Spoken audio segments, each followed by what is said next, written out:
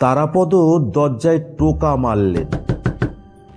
কিছু সময় বাদে একজন মধ্যবয়স্কা নারী প্রদীপ আড়াল করে দরজা খুলে দিলেন।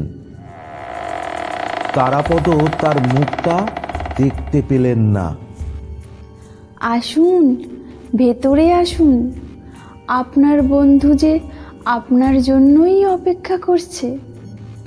তারাপদ অবাক হয়ে ভাবতে থাকে, সেই যে মোহনের বন্ধু, সে কথা ইনি জানলেন কিভাবে? আর কে এই মহিলা?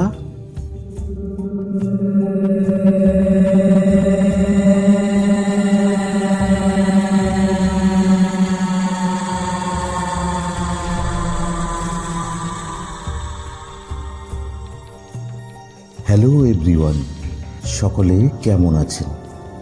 আমি প্রকাশ।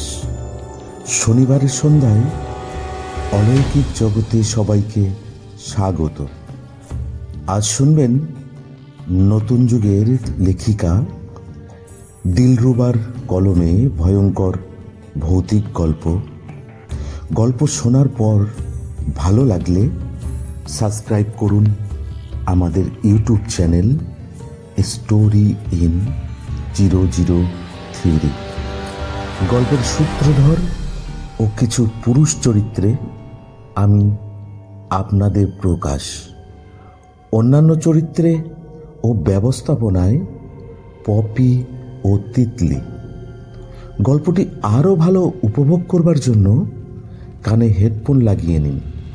শুরু করছি দিলরুবার কলমে ভয়ঙ্কর গ্রাম বাংলার ভূতের গল্প, হানাবাড়ির হাতছানি।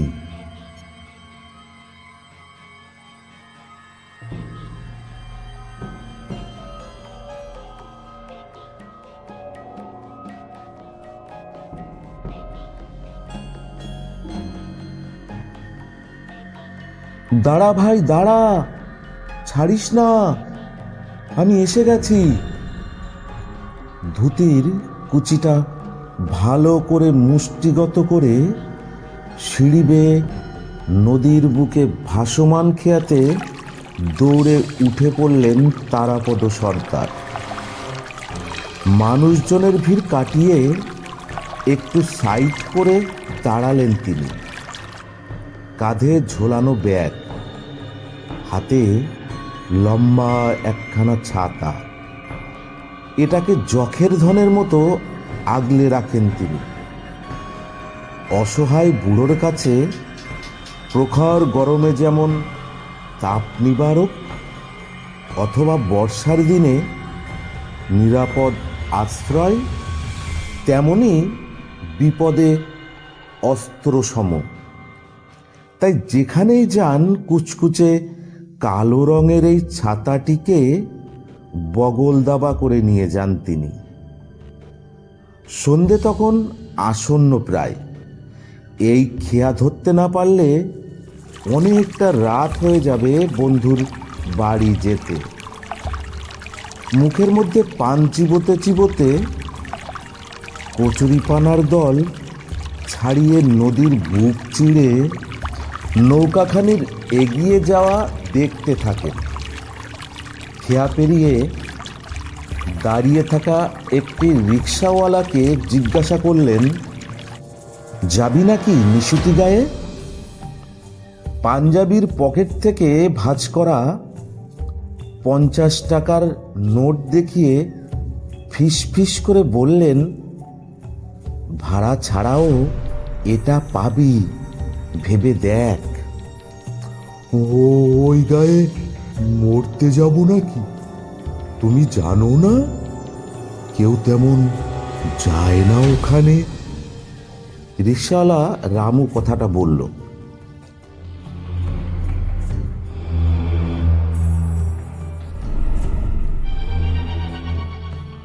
রামুর কথা শুনে তারাপদ বললেন, ওরে পাজি, আমাকে ভয় দেখাচ্ছিস? যাবি কিনা বল, না হলে অন্য লোককে ডাকবো। না, আমার আর কি। তাও ওই গায়ে কার বাড়ি যাবে? চল চল, আর দেরি করিস নে বাপু, না হলে আমার আরো দেরি হয়ে যাবে। যেতে যেতে তোকে সব বলছি। রিকশাতে উঠে বসলেন তারাপদ সর্দার। ব্যাগটা কোলের উপর নিয়ে ছাতাটাকে পাশে রাখলেন। তারপর শক্ত করে রিকশা ধরে বসেন। রামু রিকশাকে টেনে এগিয়ে নিয়ে প্যাটেল শুরু করেন। এই ছোকরা, নিশুতি গায়ে লোক থাকে না কেন রে? গায়ের শেষ দিকে একটা পুরো বাড়ি আছে। ওই বাড়িতে নাকি অনেক রহস্য আছে। যে সেখানে যায় সে আর ফিরে আসে না। সেই ভয়ে তো কেউ আর তেমন থাকে না গো। সবাই শহরের দিকে বউ বাচ্চা নিয়ে চলে গেছে। গায়ের মাঝখানে একটা শিব মন্দির আছে। তার আশেপাশে কয়েকটা বাড়ি আছে, আর শুরুর দিকে 5-6টি ঘর টিকে আছে এখনো। কবে হয়তো ওরাও চম্পট দেবে।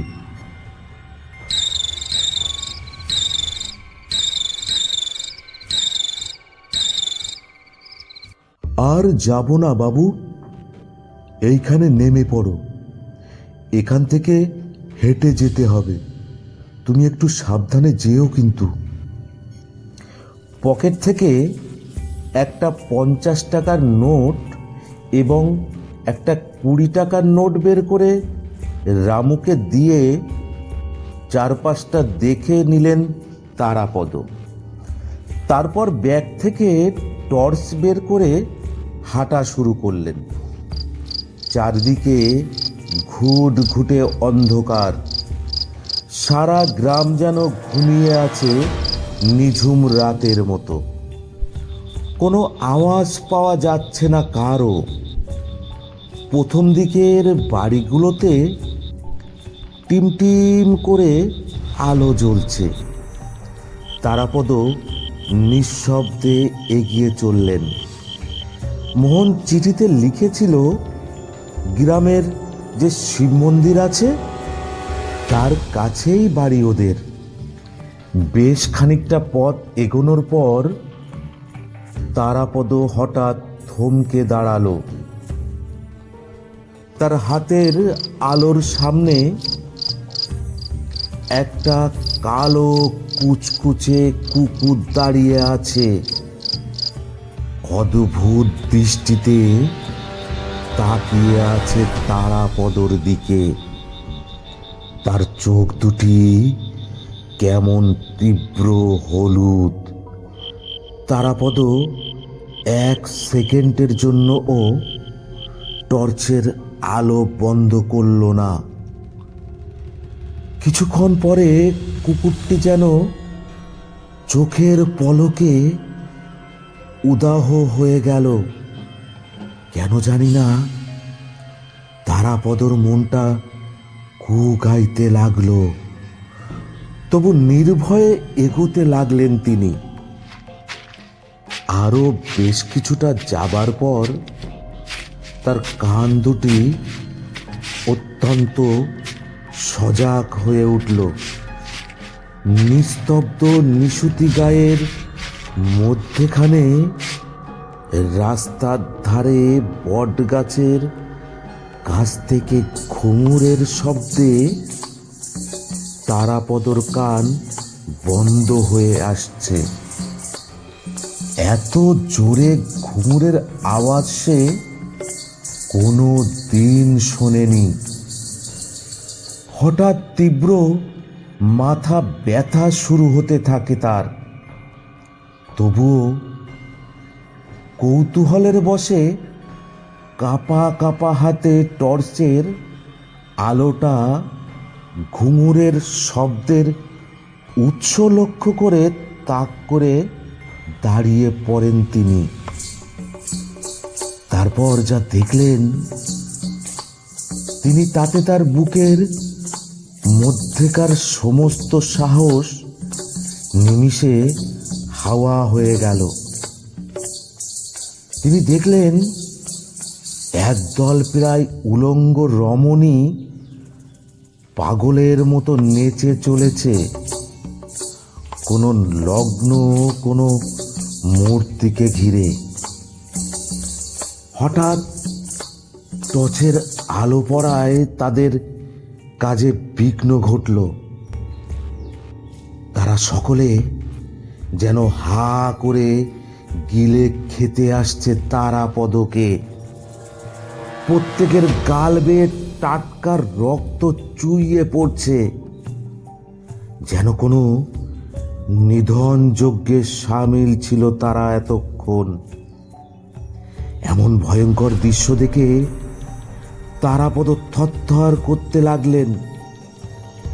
সর্বশক্তি নিংড়ে চিৎকার করে উঠলেন, আমাকে বাঁচা মোহন, বাঁচা আমাকে। তারপর দিক বিদিক ভুলে দৌড়তে লাগলেন অন্ধকারে। হাতের টর্চ কোথায় পড়ে গেছে তা তিনি নিজেও জানেন না। জ্ঞানশূন্য হয়ে দৌড়াতে দৌড়াতে বেশ খানিকটা পথ পেরিয়ে এসে তিনি উপলব্ধি করলেন তার পিছনে কেউ নেই। চারপাশে তাকিয়ে দেখলেন রাস্তার মাঝে তিনি একা। একটু আগে দেখা ভয়াবহ দৃশ্যের সাথে এই পরিবেশের কোনো মিল নেই।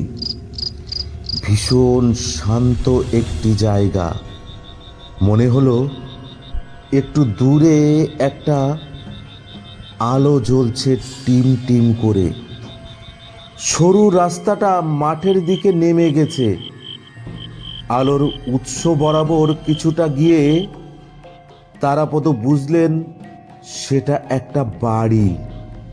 তার মনে কিছুটা আশার সঞ্চার হলো। বাড়ির দরজায় গিয়ে টোকা দিলেন তিনি। বাড়িতে কেউ আছেন? আছেন কেউ বাড়িতে? সামান্য কিছু সময় বাদে একজন মধ্যবয়স্কা নারী প্রদীপ আড়াল করে দরজা খুলে দিলেন। লম্বা ঘোমটায় তার মুখটা তারাপদ দেখতে পারল না। আসুন, ভেতরে আসুন। আপনার বন্ধু যে আপনার জন্যই অপেক্ষা করছে। তারাপদ অবাক হয়ে ভাবে, সেই যে মোহনের বন্ধু, সে কথা ইনি জানলেন কিভাবে? হয়তোবা আন্দাজ করেছেন, কিন্তু মহিলাটি কে? এইসব ভাবতে ভাবতে তারাপদ মহিলাকে অনুসরণ করে বাড়ির ভিতরে গেলেন।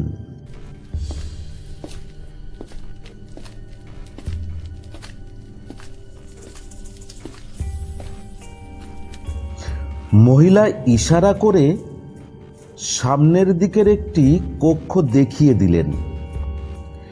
তারাপদর মনে হলো তিনি যেন অন্য কারোর ইচ্ছায় সমস্ত কাজ করছেন। নিজের উপর তার কোনো নিয়ন্ত্রণ নেই।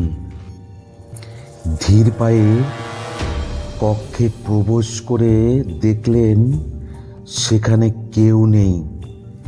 তিনি মহিলাকে জিজ্ঞাসা করতে যাবেন, এমন সময় মহিলা বলে উঠল, এখানে অপেক্ষা করুন। আপনার বন্ধু পাশের ঘরে শুয়ে আছে, আমি ডেকে নিয়ে আসছি।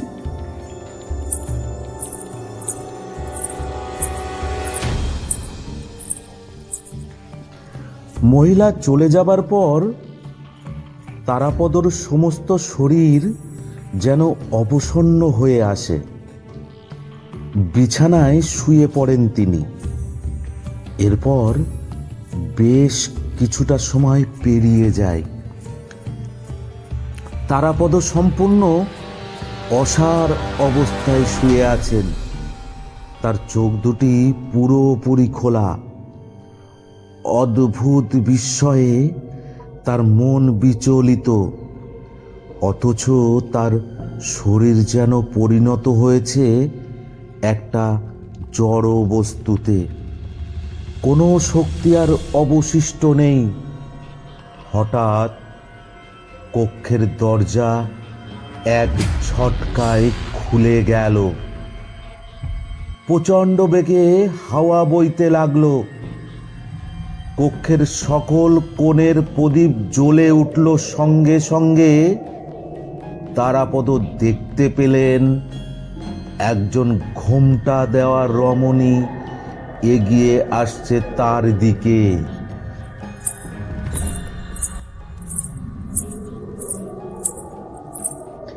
কিছুক্ষণের মধ্যে দমকা হাওয়ায় তার মুখের ঘোমটা সরে গেল। তারাপদ দেখতে পেলেন বীভৎস এক রূপ। লম্বা জিভ লক লক করে উঠেছে যেন সেই রমণীর। সমস্ত মুখে রক্তের সুস্পষ্ট ছাপ। ধীরে ধীরে তারাপদর আরো নিকটবর্তী হচ্ছে রমণীটি। তারাপদর হৃৎপিণ্ড যেন প্রচণ্ড গতিতে সংকুচিত প্রসারিত হতে লাগলো। তার সমস্ত শিরা উপশিরায় যেন ঠান্ডা শীতল স্রোত বয়ে যাচ্ছে। তারাপদ ভাবলেন আজই তার শেষ দিন। মৃত্যুকে ভীষণ কাছ থেকে দেখতে পাচ্ছেন তিনি, অথচ কিছুই করতে পারছেন না তিনি। একেবারে শয্যাশায়ী অবস্থা।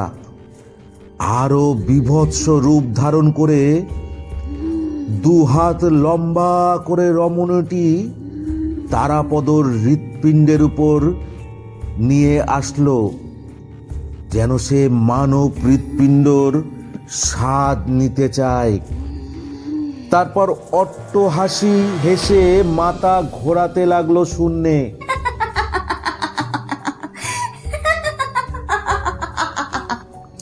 হঠাৎ তারানাথের মনে হলো কেউ যেন তাকে দুহাতে বন্দি করে অভিশপ্ত কক্ষ থেকে তুলে মহাশূন্যে ভাসিয়ে নিয়ে চলেছে। শিকার হাতছাড়া হওয়াতে বাড়ির মধ্যে তখন বিকট আওয়াজের ঝড়।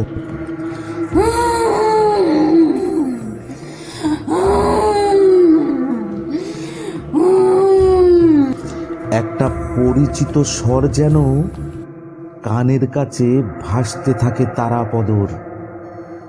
আমি আছি বন্ধু, তোর কোনো ক্ষতি আমি হতে দেব না। তারাপদ কিছুই বুঝতে পারছে না তার সাথে কি হচ্ছে। শূন্যে ভেসে থাকা অবস্থায় জ্ঞান হারালেন তিনি।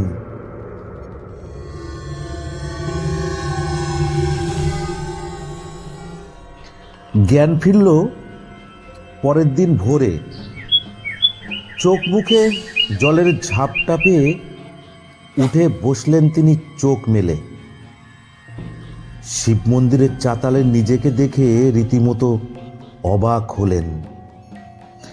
কাকু, আপনি ঠিক আছেন তো? আপনার কিছু হয়নি তো? চোখের সামনে ত্রাতা ছেলেটিকে দেখে তারাপদ জিজ্ঞেস করল, তুমি কে বাবা? আমি মোহনলাল চক্রবর্তীর বড় ছেলে নীলাদ্রি। অবাক হয়ে তারাপদ বললেন, তুমি কি করে জানলে আমি এখানে আছি? জানেন কাকু, আমার বাবাকে আমি কাল রাতে স্বপ্নে দেখেছি। তিনি আমাকে বলেছিলেন আমার বন্ধু এসেছে আমার সাথে দেখা করতে। তার খুব বিপদ, আমাকে যেতে হবে তাকে বাঁচাতে। ভোরবেলা মন্দিরে এসে দেখলাম আপনি অচৈতন্য অবস্থায় পড়ে আছেন। আপনার পাঞ্জাবির পকেটে বাবার চিঠি থেকে বুঝলাম আপনিই বাবার সেই বন্ধু। তোমার বাবা স্বপ্নে তোমাকে বলেছে, তার মানে? এক অজানা আশঙ্কায় তারাপদর বুকটা কেঁদে উঠল। একটা দীর্ঘশ্বাস ফেলে ছেলেটি বলল, হ্যাঁ কাকু, 4 দিন আগে আমার বাবা মারা গেছে। কথাটা শুনে আঁতকে উঠল তারাপদ। মনের মধ্যে দলা পাকানো কান্নারা ভিড় করে আসে। দু চোখ ঝাপসা হয়ে আসে নিমিষে। বড্ড দেরি করে ফেলেছেন তিনি আসতে। আর কোনোদিনই বন্ধুর মুখখানি দেখা হবে না তার। বন্ধুর শেষ ইচ্ছেটুকু পূরণ করতে পারলেন না তিনি। নীলাদ্রি আস্তে আস্তে বাবার বন্ধুকে বাড়ির দিকে নিয়ে যেতে থাকে।